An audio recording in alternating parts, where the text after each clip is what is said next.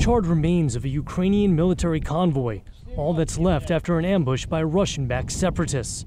It's scenes like this that have NATO officials pushing for a new rapid reaction force, one that can deploy within days to help member states on Russia's borders. But while U.S. troops have been taking part in ramped-up war games to reassure nervous European allies, at the White House Tuesday there were questions about how much Washington is willing to contribute. Certainly the United States will be supportive of any sort of alliance decisions that are made. Contribute troops, that option remains available that the U.S. will consider. Well, there are already troops, in some cases operating under the NATO banner, in some cases just operating on American military bases. NATO officials say the Rapid Reaction Force is part of a larger plan that's expected to be endorsed by leaders at this week's summit in Wales. The force would include several thousand troops based in their home countries, with air, sea, and special forces support.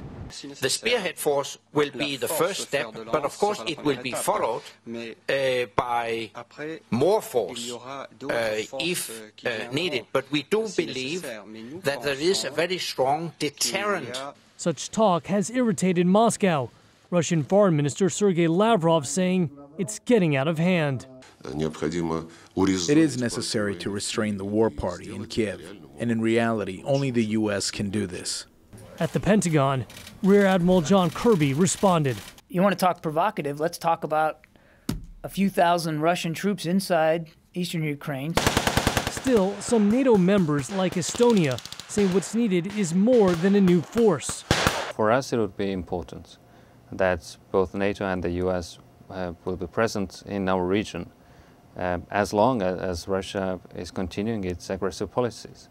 So we're talking about a continuous or more sustainable presence of both NATO and the U.S. in the region. Estonia's chief of mission to the U.S. telling VOA his country already has adequate facilities, including one of the most modern military airfields in Northern Europe.